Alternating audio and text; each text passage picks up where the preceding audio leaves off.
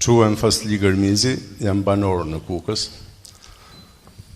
Desha ta përshëndes të panel për iniciativën, por për një pjesë të atyre që u demonstruan si suksese, jo.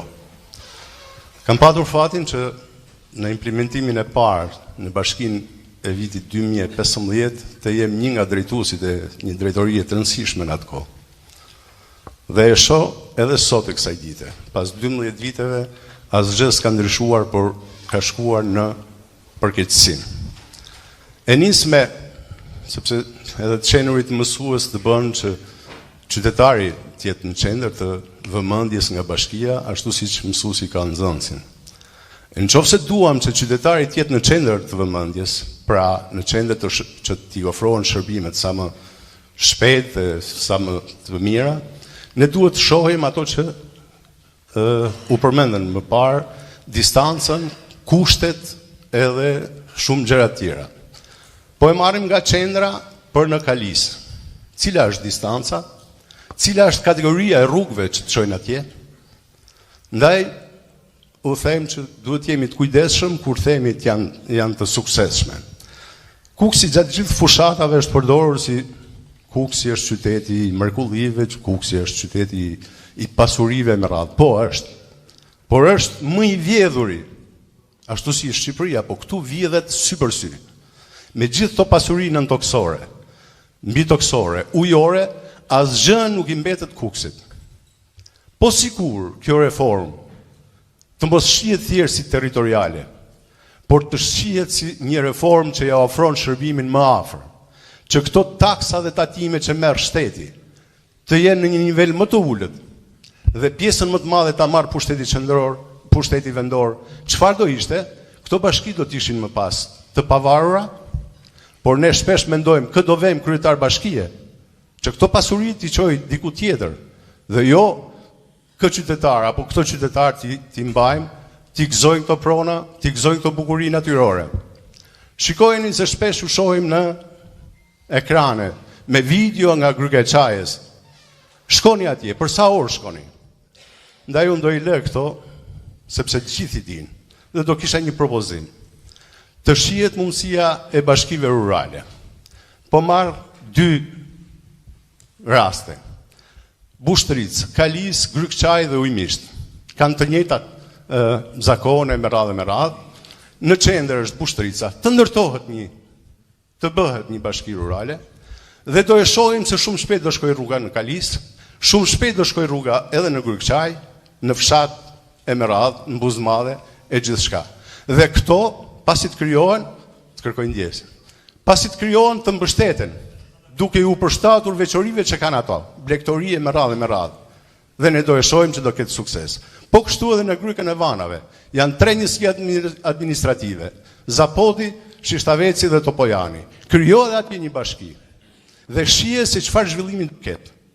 Por, gjithmonë, në 3 rrethet, në 3 bashkitë që kemi, ne kemi liçenin, të bëhet pjesë përsëri të shihet hidrocentrali i Fierzës, që është në pronat e kësaj e këtyre bashkive, këtij qarku, të ketë akses në taksat, në përfitimet e saj, edhe qarku pra, të gjitha bashkitë. Dhe e shihni që ne s'to kishim nevojë.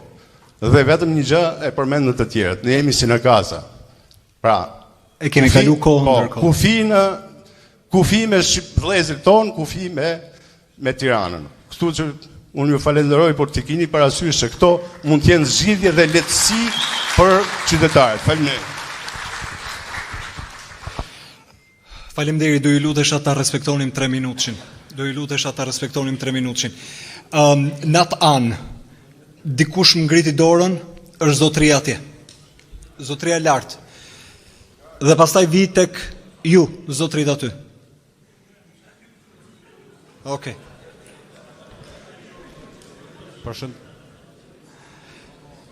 Mos kisha pas syzet, nuk e kuptoja kush ma lun synin i pari.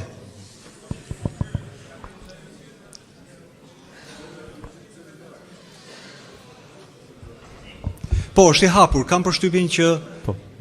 Po. Okej.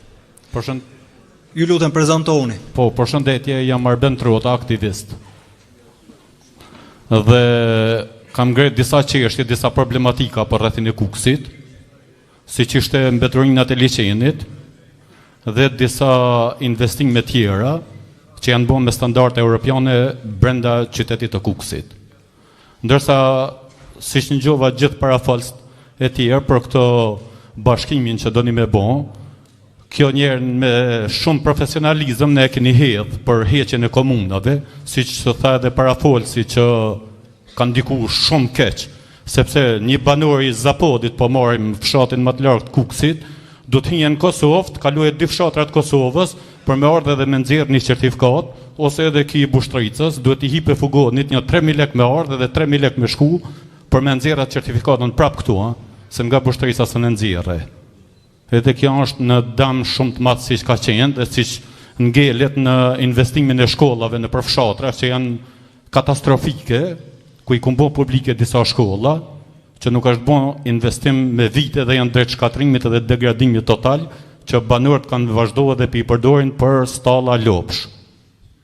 Dhe tash është një shkollë për stallë lopë është katastrofë. Këtë kjo ka ardhur si pasojë e bashkimit që ty në që keni bon, edhe dini me në bon hala edhe më të keqen, ku një kryetar bashkije, po supozojmë të Kukësit, të merret me mbeturinat e liçenit të Kukësit, apo në territorin e Hasit, apo në Tropojës, që në fakt këto nuk i takon bashkisë, as kryetarit bashkisë merret me to, sepse nga i liçeni përfitohet nga shteti dhe nga Ministria e Energjetikës, që përfiton miliarda. Dhe këtë liçenin duhet me ne pastru Ministria e Energjetikës edhe shteti që përfiton nga ky liçen. Kështu që unë mendoj që kjo është e dëmshme, siç ka qenë, do të bëhet edhe më e dëmshme për gjithë, edhe siç folën edhe për zakonet, ne jemi lumjan dhe kemi zakonet lumjane. Nëse një kryetar bashkie zgjedhet nga Luma, nuk i di zakonet e Hasit apo të Tropojës. Luma është e coptuar në 3 pjesë. Kalaja Dodës, baraku i Kalas Dodës, e cila është me Dibrën, ne kanë rrëmby, ndërsa baraku i Zhurit është me Përzerën, ne kanë rrëmby, tash na bashkoni ato, pse mos bëhet me Krahina, sepse i dim Krahinat më mirë, edhe kryetarët e bashkive hecin mbas të rregullave të Krahinave. Kaq kisha, faleminderit. Faleminderit juve. Mirë, shpërndajmë diskutimin në sallë. Zotëria që ishte vendosur në radhë. Ndajmë tema Kukës. Një ndër dështimet e kësaj reforme që po kalojmë është qeverisja në njësitë vendore. Njësitë vendore nuk kanë asnjë lloj qeverisje. Pra nuk kemi asnjë lloj shërbimi nuk bëhen qytetarët në njësitë vendore. Dhe kjo është si rezultat e një ndër gjërat që nga ka çu këtu është edhe mënyra e zgjedhjes së kryetarëve të njësive. Kryetarët e njësive sot zgjidhen me emrim nga kryetarët e bashkive. Pra ata janë thjesht rroktar që i përgjigjen kërkesave të administratës së bashkisë madhe. Dhe asnjë lloj shërbimi nuk kanë guxim ato që të kërkojnë të bashkia madhe për qytetarë. Zgjidhja. Një ndër zgjidhjet që mendoj unë është edhe ndryshimi i mënyrës së zgjedhjeve këtyre kryetarëve njësive, që unë mendoj të zgjidhen me votim, ashtu si zgjidhen anëtarët e këshillave të bashkive, të zgjidhen edhe kryetarët e njësive, sepse atëherë ato do të kenë autoritet më të madh dhe janë më autonom në krahasim me kryetarët e bashkive dhe guxojnë më shumë të kërkojnë drejta dhe zgjidhje për komunitetet ku janë. Kaq kisha. Okej. Faleminderit. Ishte një zonjë diku. Do doja të jepnim fjalën asaj zonjës. Po, me njëherë do vitë ty. Unë mendoj që me i respektu pak zonja që kemi. Ja kështu krijojmë një balancë. Përshëndetje gjithëve. Përshëndetje. Përshëndetje gjithë pjesëmarrësve. Unë jam Zyra Kuka, përfaqësoj një ndër banorët e rrethit Tropojës dhe zëvendës kryetare rrethit Tropojës. Unë duhet të theksoj diçka, në lidhje me reformën territoriale të vitit 2014 në vazhdimsi, jo vetëm nga 2014, por duke krahasuar dhe me vitet e mëparshme, kur unë kam punuar ka 30 vite në pushtetin vendor. Dhe njeh shumë mirë edhe situatën e komunave, edhe situatën e bashkisë që është aktuale sot. Ndryshime ka, përmirësim cilësie ka. Shërbimi është afruar më mirë pothuajse kur është e grupuar, sepse edhe niveli i taksave ka ardhur duke u rritur. Ti marrim statistikat të shohim nga viti në vit, nëse do të flasim një realitet, jo të flasim për qetin as njërit as tjetrit. Edhe shërbimi është i afruar sepse bëhet një plan. Në një shtëpi robi, kur 20 shtëpie është i ndërgjegjshëm për të punuar, për të mos bën dallime, besoj që do t'i afrohet një shërbim më i mirë. Kur një shtëpi nuk ka 20 shtëpie tamam, pra ai që e drejton, e menaxhon, tregon edhe punën dhe përdorimin e fondeve aty ku duhet me shku dhe me i shërbyer komunitetit sa më mirë. Që ka vend për përmirësime ka. Si të shtimit të ardhurave, mundësit për të dhënë për të shfrytzuar burimet e të ardhura siç është në Tërpoj, se kemi për shembull spajisja e gjithë popullit me certifikata pronësie, kur nuk i jep mundësi qytetarit për shembull për të bën ndërtime të reja për të sjell të ardhura qytetit, atë këta janë struktura që duhet njehen nga lart e çin mundësitë e afrimit për me krijuar të ardhura sa më shumë në Tërpoj.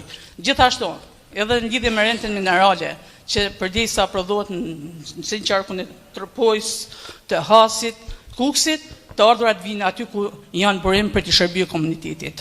Një ndër pikat kyçe për bashkitë, sot që është bën bashkime tyne, është, për shembull, ne kemi mundësi që të thithim investime duke aplikuar, por çfarë na mungojnë?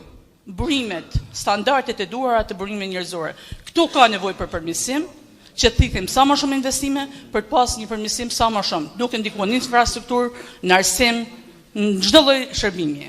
Unë duhet të theksoj diçka vetëm për Tërpojën. Hajde shikoni vetëm nga viti 2019 deri në vitin 2026 ndryshimet që janë bën pikërisht në Tërpojën.